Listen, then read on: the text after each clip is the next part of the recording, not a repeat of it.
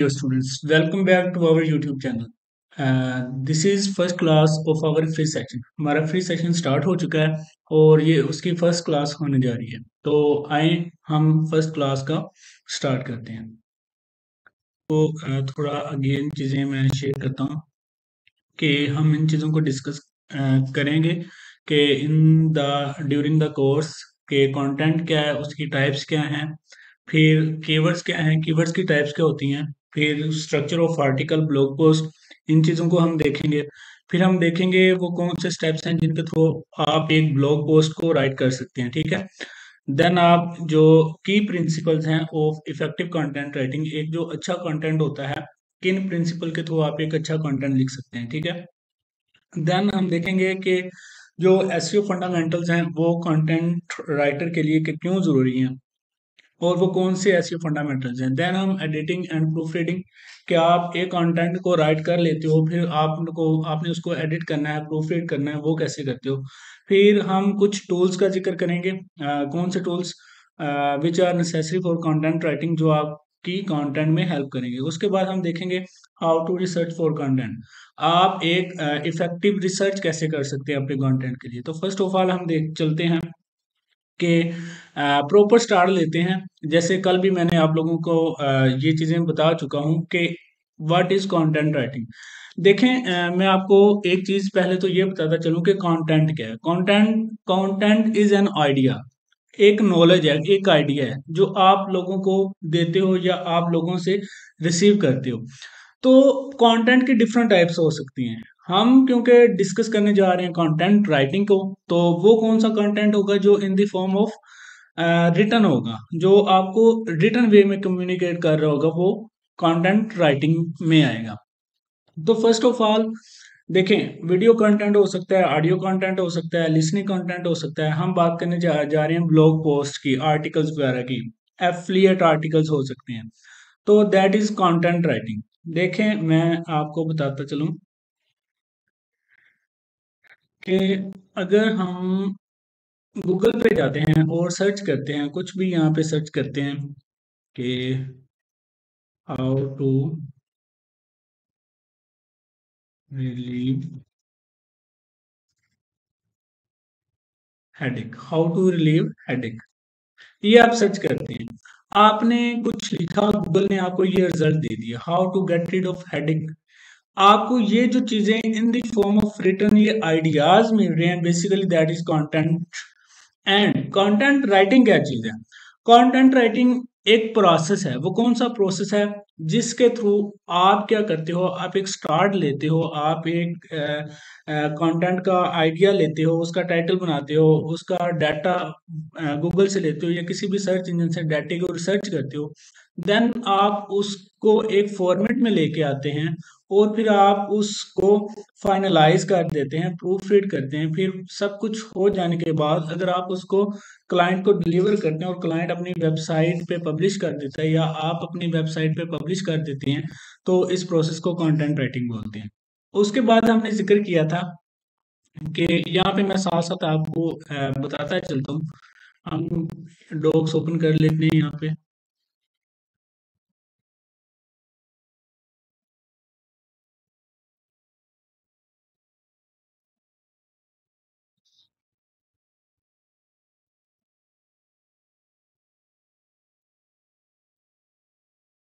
इधर देख लो। चलिए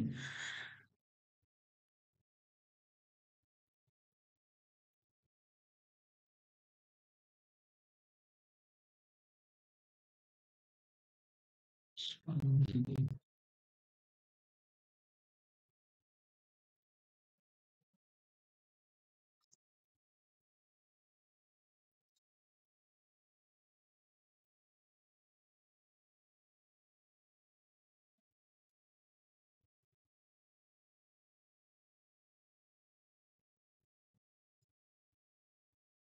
content content is basically an idea और इंफॉर्मेशन, ठीक है। देन हमने बात की कंटेंट राइटिंग की, that is that is the all process from start to publish the content. Content किस पे पब्लिश करना है, किसी भी एक प्रॉपर वेबसाइट के ऊपर क्या करना है आपने पब्लिश करना है, उस पूरे प्रोसेस को कंटेंट राइटिंग बोलते हैं। देन ठीक है, हम जिक्र मैंने आपको कहा था हम बात करते हैं SEO content writing, SEO content writing. इन चीज़ों को हम थोड़ा स्पीडीली करेंगे क्योंकि इस पे R&D मैंने आपको बता चुका था पहले। एसईओ कंटेंट राइटिंग और एक नॉर्मल कंटेंट राइटिंग में डिफरेंस ये होता है कि आप जब डाटा लिखते हो, आप कंटेंट लिखते हो, लेकिन किसको सामने रख कर लिखते हो। अगर आपने एक स्टैंडर्ड रखा हो, स्टैंडर्ड कौन सा, गूगल, गूगल स्टैंडर्ड, उसको आप गूगल एल्गोरिदम भी बोलते हैं, गूगल एल्गोरिदम। गूगल का एक स्पेसिफिक स्टैंडर्ड है जिसके अकॉर्डिंग अगर आप डाटा लिखते हो, जिसको गूगल पसंद करता है, और इवेंचुअली वो डाटा होता है जिसको ऑडियंस पसंद करती है, जिसको आपका रीडर पसंद करता है, तो इस डाटा को कहते हैं एसईओ कंटेंट राइटिंग। तो हम एसईओ कंटेंट राइटिंग के ऊपर बात करेंगे, वो कौन से एसईओ के फंडामेंटल प्रिंसिपल हैं जिनको आप अप्लाई करके अपने कंटेंट को आप ऑप्टिमाइज बना सकते हो। ठीक है, जो डाटा आपकी रैंकिंग में है, गूगल में रैंक हो रहा हो। देन आप किस चीज के ऊपर बात करते हैं, आप बात करते हो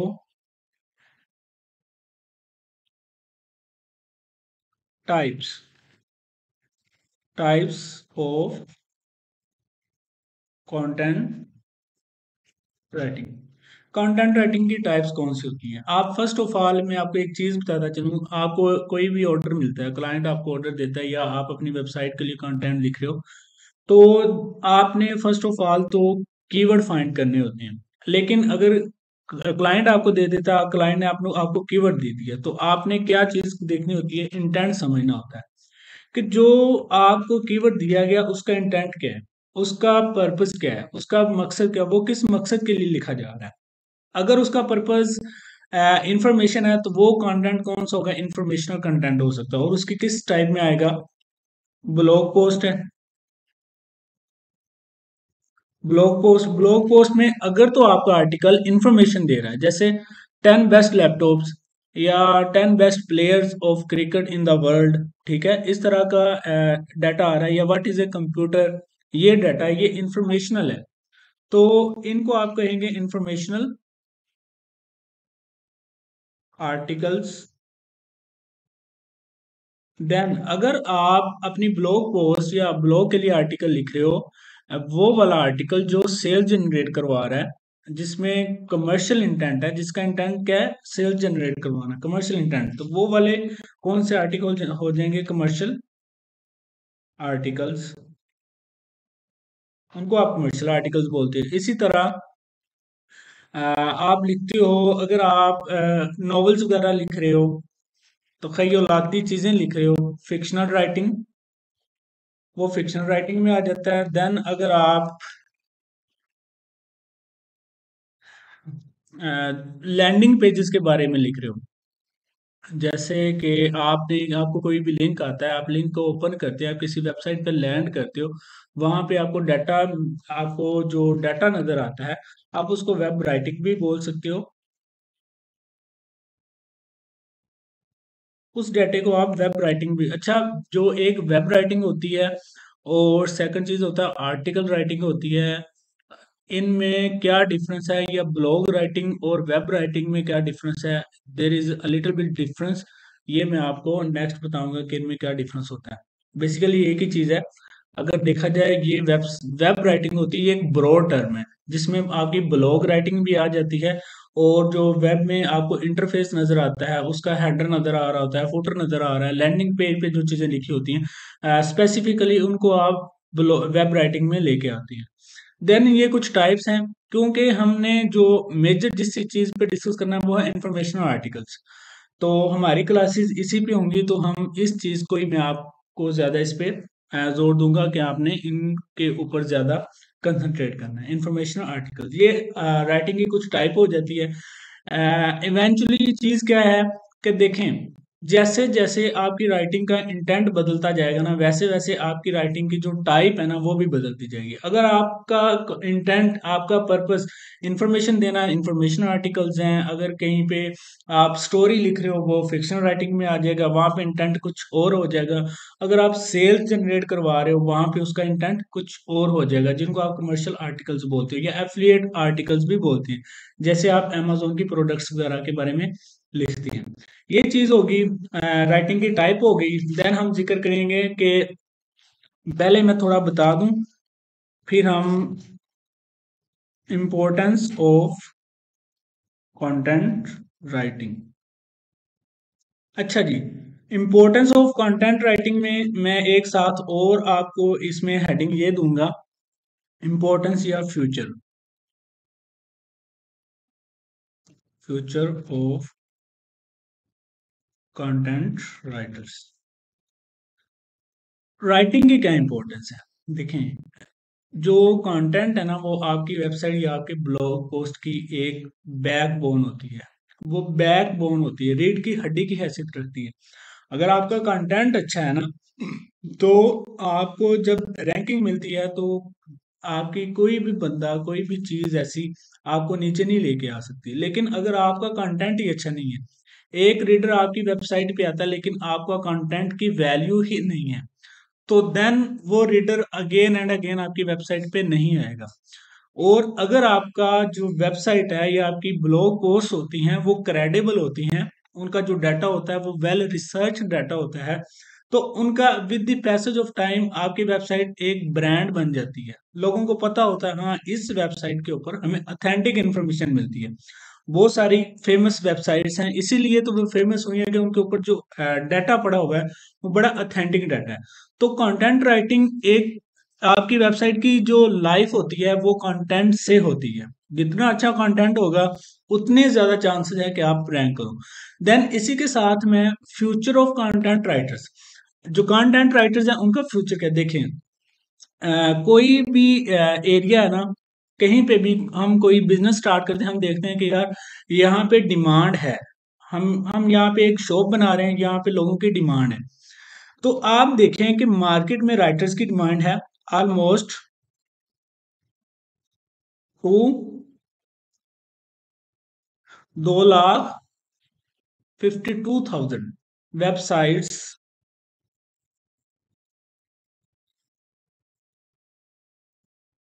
डेली। डेली 2 लाख तकरीबन, 2,50,000 से 2,60,000 वेबसाइट्स डेली बनती हैं। तो उन वेबसाइट्स को क्या चाहिए, ऑब्वियसली उन वेबसाइट पे लिखने के लिए राइटर्स चाहिए होते हैं। इतनी वेबसाइट डेली बनती हैं, लेकिन क्या आपको पता है इतने राइटर्स डेली पैदा नहीं हो रहे। तो कंटेंट राइटर्स का जो फ्यूचर है इट इज वेरी ब्राइट, अभी भी ब्राइट है, और जो फ्यूचर है इसका वो भी ब्राइट है। देन हम थोड़ा मूव करते हैं कि कुछ बेसिक टर्म्स। SCRP, SCRP किसे कहते हैं, इसको कहते हैं सर्च इंजन रिजल्ट पेज। ये कुछ टर्म्स ऐसी हैं जो आप इनकाउंटर करोगे while dealing with your clients, customers, ताकि आपको इन चीज़ों में कोई भी इशू ना आए। ठीक है। देन आपको मैं बताता चलूँ कि ये कुछ बेसिक चीज़ें डिस्कस कर लेने के बाद हम अब अपने कंटेंट की तरफ आते हैं। आप देखें कि, एक मिनट रुकिएगा,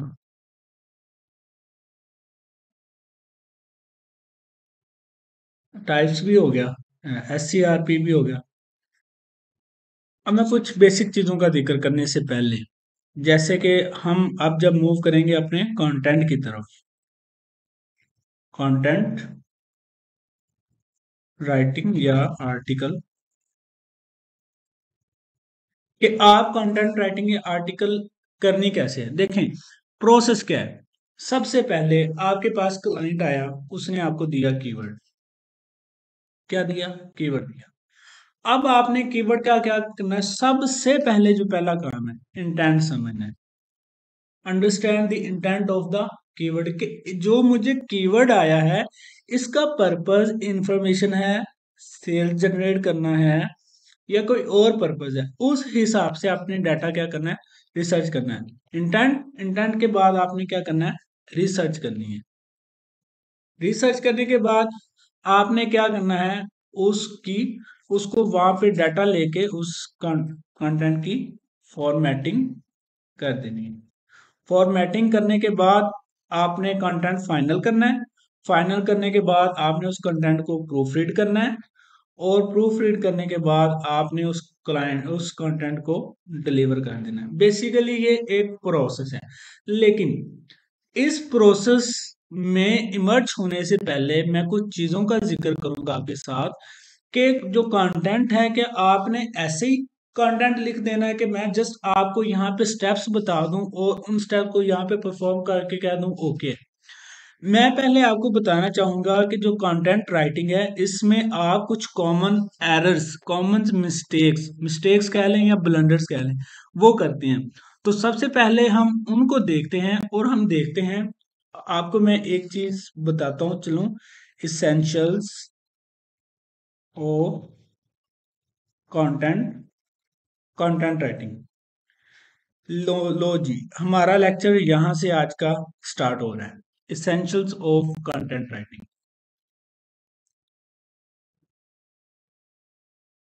ठीक है, अब देखें, एक बात मैं आपको बताता चलूं कि आपने कंटेंट लिखना है तो आपने फर्स्ट ऑफ ऑल आपकी जो ग्रामर है वो अच्छी होनी चाहिए।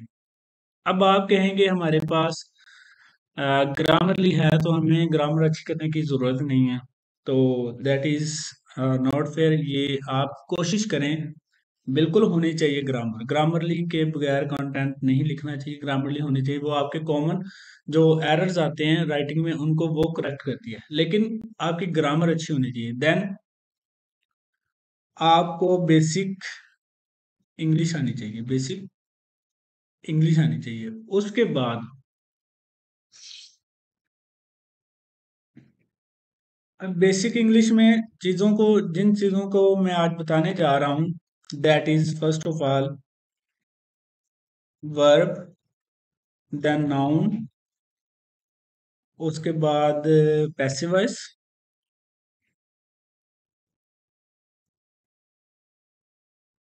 पैसिव वॉइस पैसिव वॉइस के बाद कुछ पार्ट्स ऑफ स्पीच।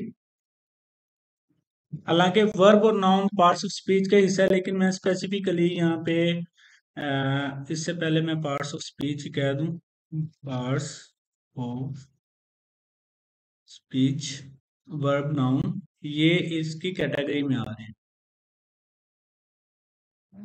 लेकिन इनका जिक्र करना जरूरी है, कुछ चीजों का जो कुछ कॉमन है वो मैं आपको बताऊंगा। एडवर्ब, देन आप देखते हो कोमा,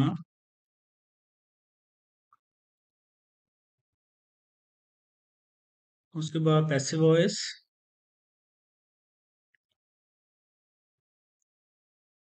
एडजेक्टिव,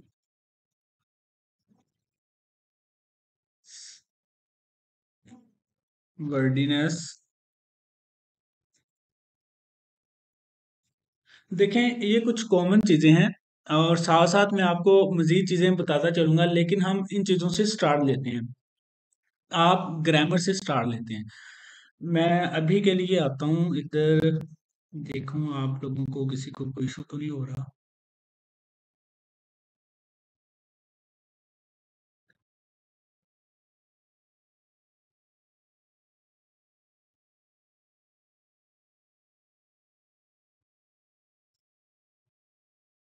अच्छा, मुझे ये बताइएगा, यहाँ तक क्लियर है, समझ आ रही है और मेरी आवाज भी क्लियर आ रही है?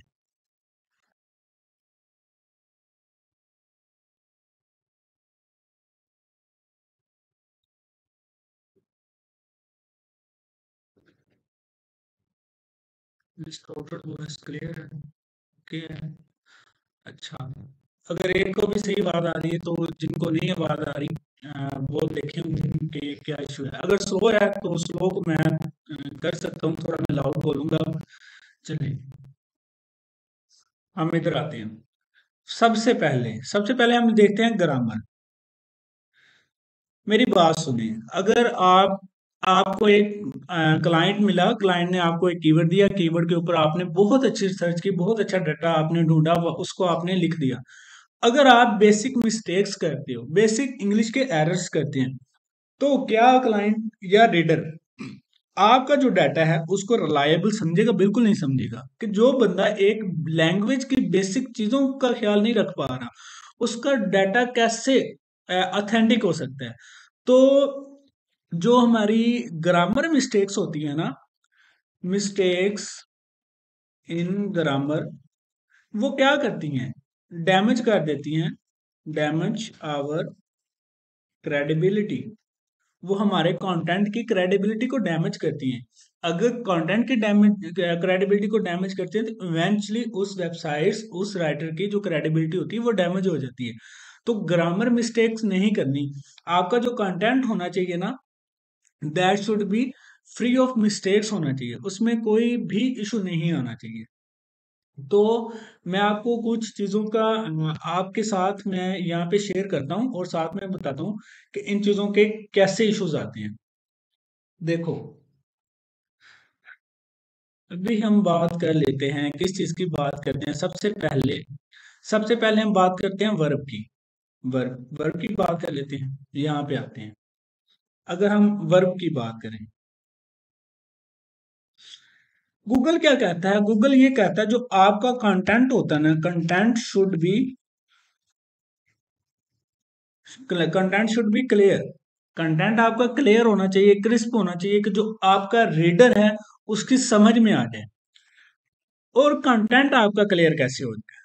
आप देखें, आपका जो एक सेंटेंस स्टार्ट हो रहा है उसका एक प्रॉपर स्ट्रक्चर होता है, and verbs plays an important role in the structure of your sentence, and eventually plays an important role in the structure as well as meaning of your content.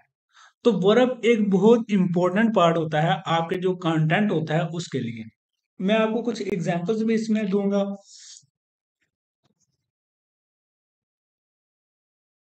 देखें, अगर मैं यहाँ पे एक वर्ड लिखता हूँ, कि एक सेंटेंस लिखता हूँ, मैं अक्सर ये एग्जांपल देता हूँ, I ran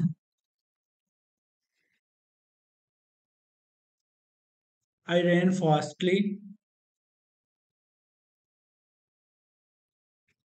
I ran fastly on the mountain, या हिल कह लो।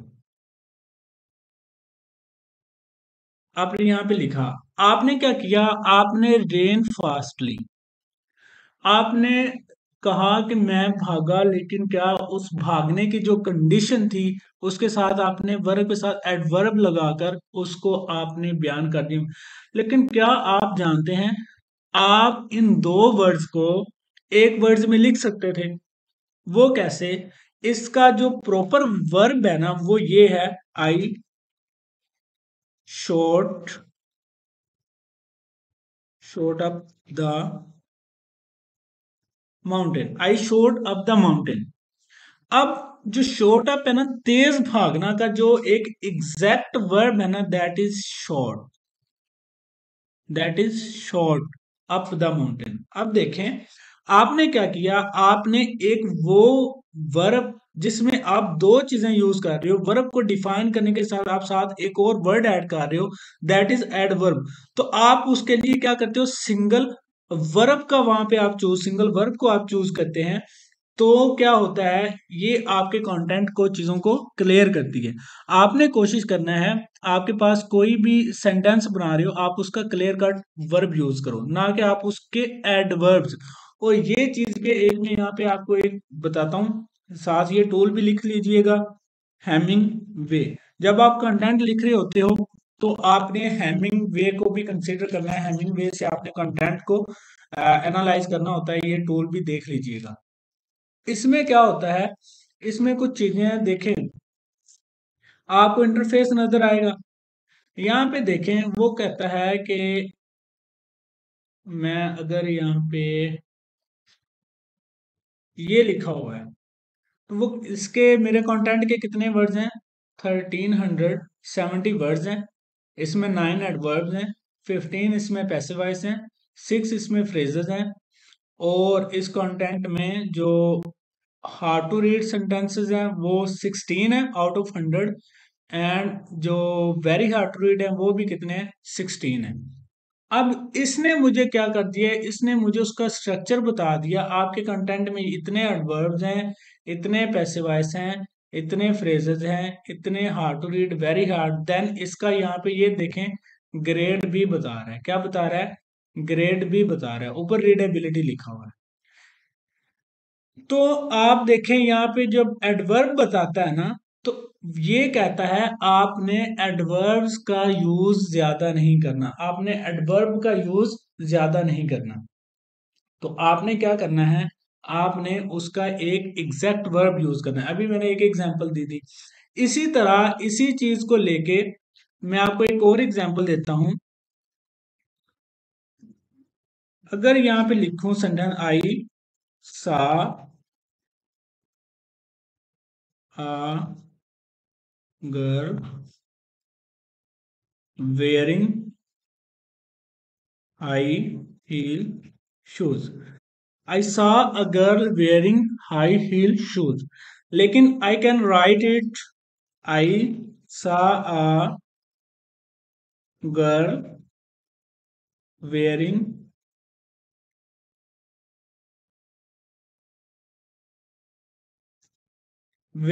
a stiletto। अब high heel shoes that is also called, जो एग्जैक्ट वर्ड है दैट इज स्टिलेटो। अब ये किस कंडीशन में आता है, ये आ जाता है आपके, ये देखें नाउन में। आप किसी चीज का जब नाम यूज कर रहे हो, बजाय आप उसको कंप्लीट डिफाइन करो। मैं आपको एक और एग्जांपल देता हूं। आप डॉक्टर, अगर मैं यहाँ पे लिखूं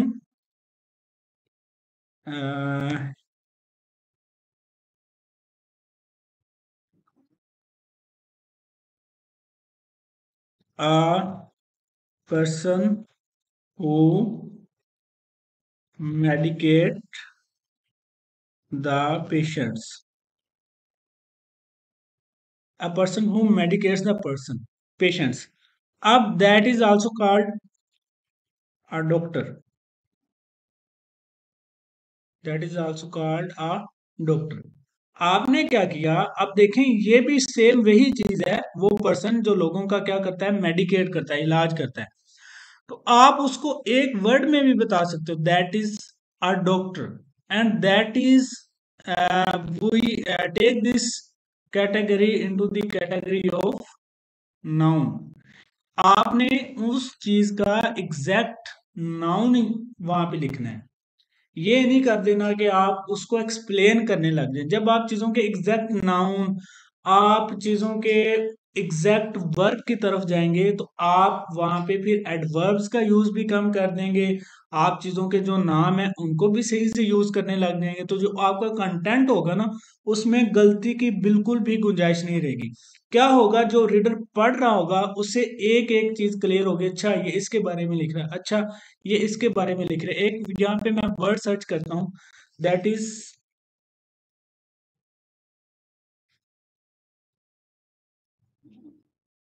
टियारा। एक वर्ड जैसे अभी मैंने लिखा था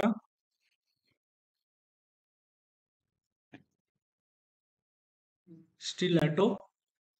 अब देखें मैंने ये वर्ड यहाँ पे यूज किया, तो ये स्पेसिफिक वर्ड्स है। आप एक चीज को डिफाइन करो, हाई हील शूज, उसका स्पेसिफिक वर्ड क्या है, स्टिलेटो। सिमिलरली जैसे यहाँ पे टियारा है, टियारा किसको कहते हैं, ये देखें, ये बिल्कुल एक हेड की तरह होता है, ज्वेल्ड होता है, जिसके ऊपर ज्वेलरी लगी होती है। और फीमेल्स जो अपने सर के ऊपर रखती हैं, आप उनको अगर डिफाइन करने के लिए, a high diadem encircled with 3 crowns and worn by pope, इसका जो एक स्पेसिफिक नेम है, जैसे a jewelled ornamental band worn on the front of women's hair, a jewelled ornamental band. अगर आप ये वाला वर्ड यहाँ से पिक करते हो, आप इधर ले जाएं, मैं आपको नाउन की अभी बात बता रहा हूं। यहाँ पे ये भी लिखा जा सकता है, आई सा अ गर्ल वेयरिंग,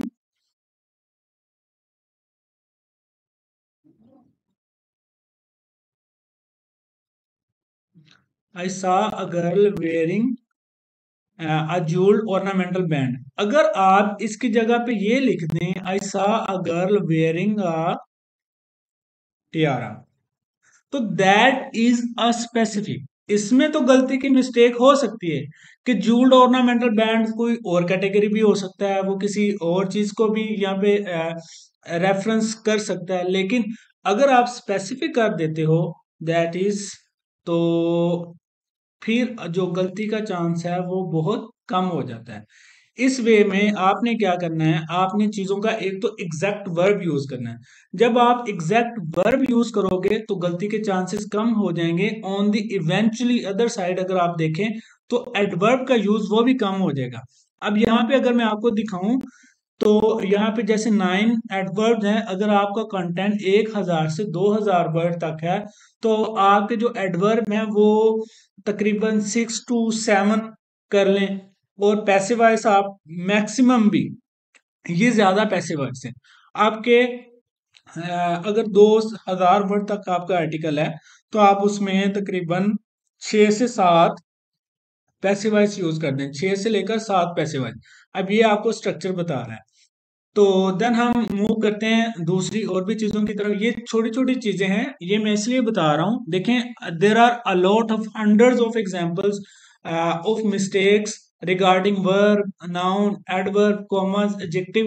ये कुछ बेसिक चीजें हैं ताकि जब आपको मैं ये चीजें बताऊं तो आपको पता होना चाहिए अच्छा हम इन चीजों को इस तरह फेस कर सकते हैं। तो आप वो with the passage of time अपनी लर्निंग को भी इनहेंस करते जाएं और आपको ये बेसिक्स पता होने चाहिए अच्छा इनका पर्पस ये है। तो ये एट द एंड मैं आपको एक चीज बता दूं, जो कंटेंट होना चाहिए that is crisp and clear. That content should be clear, crisp and clear content होना चाहिए। ये पर्पस होता है जब आप इन चीजों का ध्यान रखते हैं तो आपका कंटेंट क्लियर ही हो जाता है, क्योंकि आप चीजों को एग्जैक्ट वर्ड्स यूज कर रहे होते हैं। देन हम कुछ और चीजों का जिक्र करते हैं यहाँ पे। जैसे आप कोमा की बात कर रहे हो, यहाँ पे देखिए, यहाँ पे लिखते हैं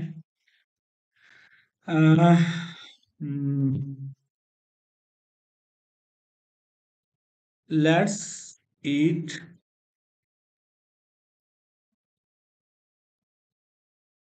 लेट्स ईट फ्रेंड्स।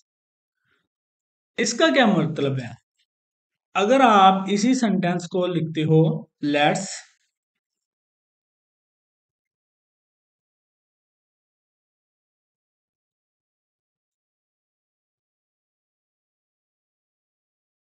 देखें मैंने यहाँ पे 2 सेंटेंस लिखे हैं। आपने क्या किया, सपोज आप एक आर्टिकल लिख रहे हो और वहां पे आपने ये एक लाइन पता नहीं किस ऑथेंटिक आर्टिकल से कहीं पे आपने बहुत जबरदस्त आपने ये लाइन वहां से पिक कर ली। कोई डाटा है सपोज, आपने वहां से पिक कर लिया, लेकिन आप ये 2 फॉर्म्स हैं। सपोज आप एक फॉर्म में लिख देते हो, आपका डाटा बहुत अच्छा है, लेकिन आप छोटी सी मिस्टेक करते हो। इसका मीनिंग भला क्या है? इसका मीनिंग ये है लेट्स ईट फ्रेंड्स, आओ दोस्तों को खाते हैं, आओ दोस्तों को खाते हैं। लेकिन if you use a comma after eat, let's eat friends, दोस्तों आओ हम खाते हैं। अब देखें, अगर यहाँ पे आप जस्ट एक कॉमा की मिस्टेक कर रहे हैं और इसके मीनिंग इतने चेंज हो रहे हैं, तो कैसे पॉसिबल है कि आप इन चीजों को नजरअंदाज कर दें? ये तो मुमकिन नहीं है, आप बिल्कुल इनको नजरअंदाज नहीं कर सकते। तो ये वाली जो चीजें हैं, छोटी छोटी चीजें आपका जो कंटेंट की क्रेडिबिलिटी है उसको डैमेज कर देते हैं। इसी तरह एक हम यूज करते हैं, कॉमन वर्ड यूज करते हैं, you are not taking me serious. You are not taking me serious, क्या आपको पता है ये सेंटेंस गलत है? ये सेंटेंस गलत है। You are not taking me seriously, that is true. ये छोटी छोटी इनको जैसे हम उर्दू में कहते हैं ना गलत लाम, कुछ चीजें ऐसी हैं जिनका हमें पता नहीं होता और हमें लग रहा होता है ये सही है, लेकिन हम उनका जो यूज है वो गलत कर जाते हैं। तो इन चीजों का आपने बहुत बहुत ध्यान रखना है। मैं आपको कुछ और एग्जांपल दूंगा। बेसिकली आज इन चीज़ों पे स्ट्रेस थोड़ा देने का पर्पस ही ये है कि आप इन चीज़ों की तरफ भी ज़रूर आएँ और ये बेसिक छोटी-छोटी मिस्टेक्स आप इनको दूर करें। देन देखें, यही चीज़ अगर आप अपने क्लाइंट के साथ बात कर रहे हैं एज़ ए कंटेंट राइटर, आप इस तरह की चीज़ें करते हैं वहाँ पे, तो क्लाइंट तो आपको नहीं, पाकिस्तानी क्लाइंट होगा तो वो कहेगा ठीक है, दैट इज़ ओके। लेकिन अगर फॉरेन क्लाइंट है, वो छोटी-छोटी चीज़ों को नोट करते हैं, तो आपकी ये चीज़ें क्रेडिबिलिटी को डैमेज कर सकती हैं। देन उसके बाद हम कुछ और चीज़ों का मैं आपको बताता हूँ।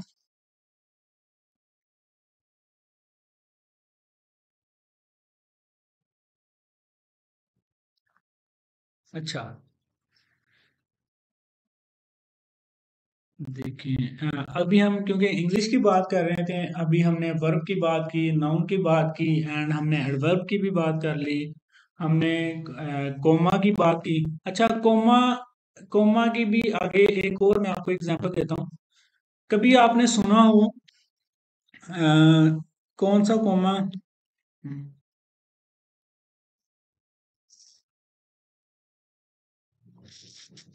एक minute रुकिएगा।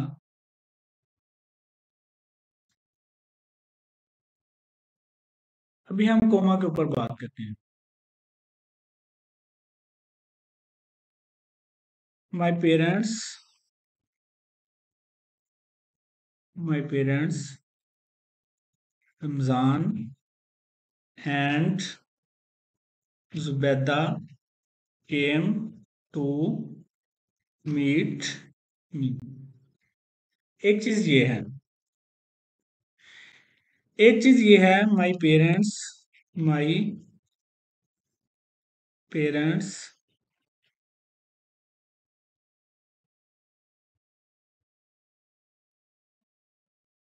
Ramzan and Zubaida came to meet me. अब देखें, दो वर्ड्स मैंने लिखे, दो सेंटेंसेस मैंने लिखे। उनमें मैंने क्या किया, ये चीजें हैं। तो अच्छा, आप मुझे कमेंट में बताइएगा कि इनमें से कौन सा सेंटेंस ठीक है। फर्स्ट वाला ठीक है या सेकंड वाला? सेकंड वाला ठीक है, सेकंड वाला ठीक है, सेकंड वाला ठीक है,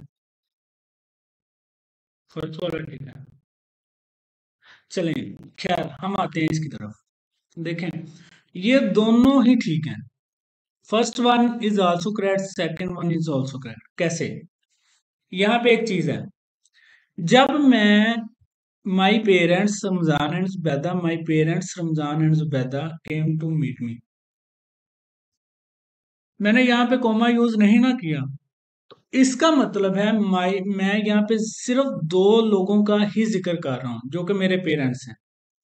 उनकी अगर आप नंबर पे जाएं, रमजान एंड जुबैदा ये मेरे पेरेंट्स हैं, मैं इन्हीं का सिर्फ जिक्र कर रहा हूँ। लेकिन अगर मैं नीचे बात करूं, नीचे मैं अपने पेरेंट्स का नाम नहीं बता रहा। मैं जब अपने पेरेंट्स के बाद कोमा लगा दिया तो उसका मतलब मैं उनकी बात खत्म कर चुका। देन कोई और बंदा है जिसका नाम रमजान है और कोई और औरत है जिसका नाम जुबैदा है, साथ में मेरे पेरेंट्स। अब मेरे प्यारे पेरेंट्स का नाम नहीं मैं यहाँ पे मेंशन कर रहा, क्योंकि मैंने यहाँ कोमा लगा के उनको सेपरेट कर दिया। That comma is called the Oxford, that comma is called the Oxford comma. ठीक है, अब ये दोनों ही ठीक है। तो आपने ये छोटी छोटी चीजों का आपने इनका भी ख्याल रखना है। इसी तरह आप एक और एग्जांपल ले सकते हो। अगर मैं कहता हूँ एप्पल एंड बनाना, ये भी ठीक है। अगर मैं कहूँ I had breakfast apple and banana, ये भी ठीक है। अब इसमें ये हो जाएगा, एक मिनट इसको आने दें।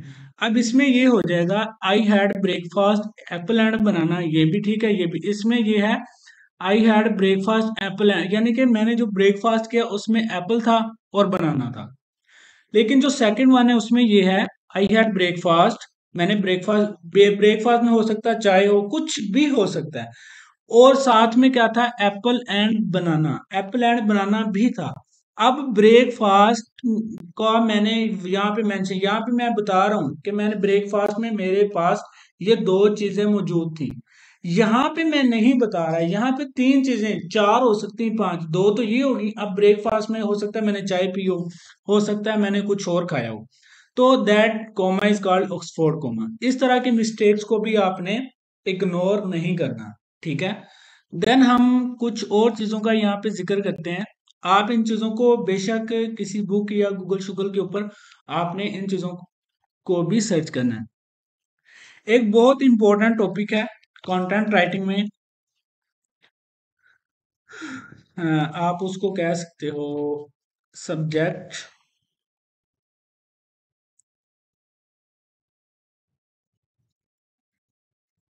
अच्छा, मैं आपको एक बात बता दूं कि मैं आपको जस्ट स्टार्ट करवा सकता था कि कंटेंट राइटिंग से बिल्कुल फ्रॉम द स्टार्ट के इसका ये स्ट्रक्चर होता है, पहला ये हिस्सा होता है, फिर आर्टिकल की बॉडी होती है, इस तरह आपने क्या करना है, रिसर्च करनी है वगैरह वगैरह।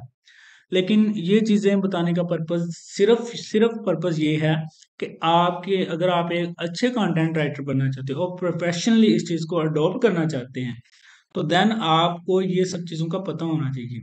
आप इन चीज़ों पे सर्च करें। मैं आपको बुक्स भी शेयर कर दूंगा, इन चीज़ों, ग्रामर के ऊपर भी शेयर कर दूंगा। आप ये कभी भी ना जिंदगी में सोचें कि हमारे पास टूल्स हैं। जब आप इन चीज़ों के ऊपर रिलाई करेंगे, you will become independent on that tools.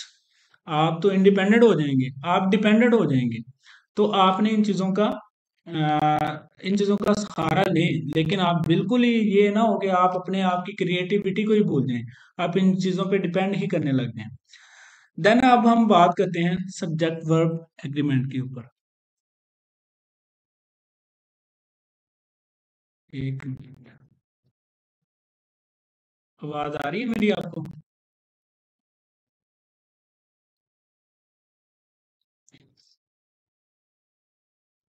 चलिए, मुझे अभी यहाँ तक ये भी बताएं, आपको समझ भी आ रही है या नहीं आ रही है?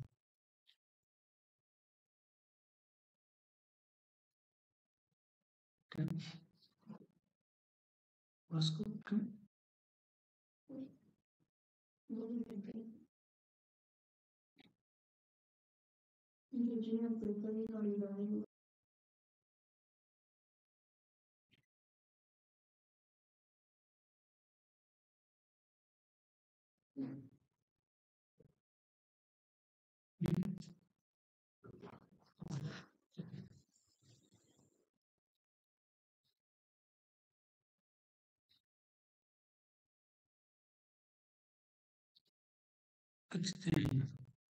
चलें, ठीक है, समझ आ रही है। हम आगे कुछ चीज़ों को और हम डिस्कस करते हैं। सब्जेक्ट वर्ब एग्रीमेंट की बात हो रही थी। अच्छा, सब्जेक्ट वर्ब एग्रीमेंट होता क्या? सब्जेक्ट वर्ब एग्रीमेंट ये होता है कि आप अगर एक सब्जेक्ट को यूज कर रहे हो, उसके साथ आपने वर्ब कौन सा यूज कर रहे हैं, देन आपने ये देखना होता है कि आप डिफरेंट सब्जेक्ट को किस वे में यूज करते हैं। एक कॉमन, मैं आपको एक एग्जांपल देता हूँ। जैसे मैं कहता हूँ अ, आसिफ स्लैप्ड,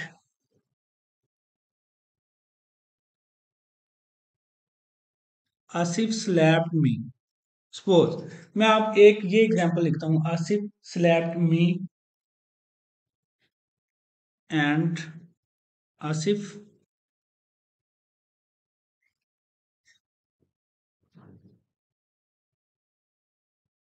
इसी तरह Asif and me slapped Aamir. Suppose ये एक एग्जांपल है। हम इस एग्जांपल को देखते हैं, Asif and me slapped Aamir. Asif ने और मैंने आमिर को थप्पड़ मारा। सेकंड एग्जांपल है आसिफ स्लैप्ड मी। आसिफ यहाँ पे लिख दूं,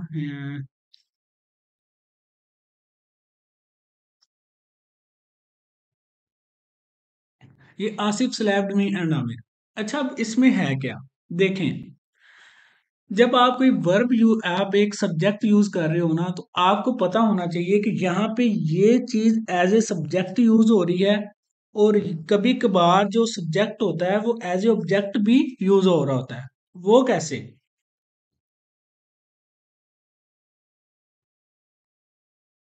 फर्स्ट सेंटेंस को आप देखें। फर्स्ट सेंटेंस का दिखने में मतलब हमें क्या, आसिफ एंड मी, मैंने और आसिफ ने स्लैब आमिर आमिर को मारा, थप्पड़ मारा। यहाँ पे इसका मतलब ये दोनों चीजें है ना, वो एज ए सब्जेक्ट यूज हो रही है, सब्जेक्ट यूज हो रही हैं। अब Asif, Asif that is subjective form. आगे जाके देखें, मी, आई की कितनी फॉर्म होती हैं? आई, माई, मी।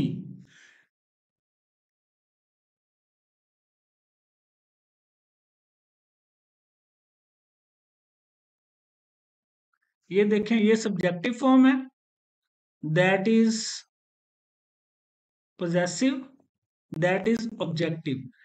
आसिफ की तो, लेकिन यहाँ पे क्योंकि मैं एज ए सब्जेक्ट काम कर रहा हूँ, मेरी यहाँ पे सब्जेक्टिव फॉर्म तो नजर ही नहीं आ रही, मेरी तो यहाँ पे ऑब्जेक्टिव फॉर्म आ रही है आई की। तो मैंने यहाँ पे मिस्टेक कर रहा हूँ मैं, वर्ब सब्जेक्ट वर्ब एग्रीमेंट वो मेरा ठीक नहीं है। तो यहाँ पे क्या, ये देखें मुझे सजेशन में मिल रही है आसिफ एंड आई। इसी तरह इस सेंटेंस में देखें, पहले मतलब को देखें, Asif slap me and Aamir. Asif, अगर मैं यहाँ पे आई कर दूं, यहाँ पे क्या कर दूं, आई कर दूं, Asif slapped I and Aamir. Asif ने मुझे और आमिर को थप्पड़ मारा। अब क्योंकि ये वर्ब है ना, वर्ब के बाद जितनी भी चीजें वो ऑब्जेक्ट बन जाती है ना। अब ये इसका मतलब ये ऑब्जेक्टिव फॉर्म दोनों की। यहाँ पे देखें, यहाँ पे आई की जो फॉर्म नजर आ रही है ना, वो ऑब्जेक्टिव नहीं आ रही, वो सब्जेक्टिव फॉर्म आ रही है। लेकिन यहाँ पे मेरी फॉर्म कौन सी होनी चाहिए चाहिए था कि सब्जेक्ट, आसिफ स्लैप्ड मी, या आमिर की जगह पे आप हिम कर सकते हैं। क्योंकि अगर आप आमिर का आप प्रोनाउन यूज करें तो आमिर का प्रोनाउन क्या होगा, ही, और उसकी अदर फॉर्म हीज, हिम। यहाँ पे देखें, क्योंकि ये वर्ब है, वर्ब के बाद हमने ऑब्जेक्ट यूज करना है, तो आई माई मी, ये भी ऑब्जेक्टिव जो उसकी फॉर्म है वो मैंने यूज की। इसी तरह आमिर की ही, हिज, हिम, ऑब्जेक्टिव फॉर्म मैंने यूज की। तो लेकिन हम क्या करते हैं, हम कुछ चीजों पे यहाँ पे मिस्टेक्स कर जाते हैं, ऐसी चीजों में जिनका हमने यहाँ पे देखना जरूरी है। आप जैसे सब्जेक्ट वर्ब एग्रीमेंट को गूगल भी सर्च कर सकते हैं, बाकी आप किस बुक्स वगैरह में भी इन चीजों को देख सकते हैं। आपने इन चीजों की गलती नहीं करनी, ठीक है। उसके बाद मैं आपको एक और चीज बता दूं, आपने क्या करना है, अवॉइड रिडंडेंसी। अवॉइड, अब ये क्या चीज है,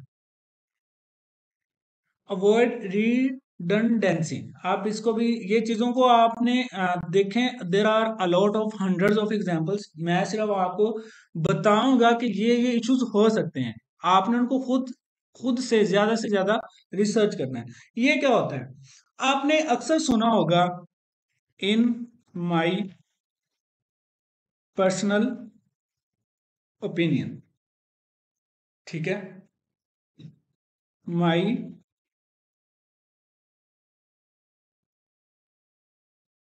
माई ओन बिजनेस।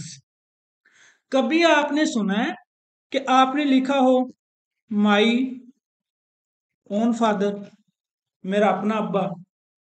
अब देखें, यहाँ पे मैं बताना क्या चाह रहा हूं, जिसका भी अब्बा होगा वो उसका अपना ही होगा।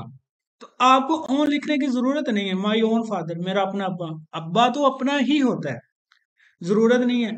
अब देखें, इन माई पर्सनल ओपिनियन, यहाँ पे अगर मैं आप लोगों से हर एक का ओपिनियन पूछूं, फर्ज करो अली है, अली का ओपिनियन ये होगा।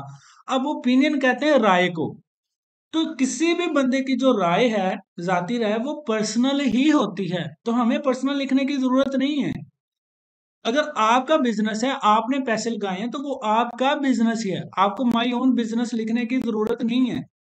तो कुछ वर्ड्स ऐसे होते हैं जो आपने बिल्कुल फजूल में अपने वर्ड्स के साथ लगाए होते हैं, सेंटेंसेस में आपने उनको एम्बेड किया होता है। क्लाइंट इस चीज को सख्त नापसंद करते हैं। इसका मतलब ये होता है कि आपने सिर्फ वर्ड काउंट बढ़ाने के लिए इस तरह के फजूल वहां पे वर्ड्स आपने ऐड कर दिए। तो ऐसे वर्ड से भी आपने क्या करना है, अवॉइड करना है, बिल्कुल आपने अवॉइड करना है। अच्छा, जैसे मैं अगर यहाँ पे ये उसमें भी आ जाता है, ही इज वॉकिंग स्लोली। अब आप इसको सर्च कर लें, ही इज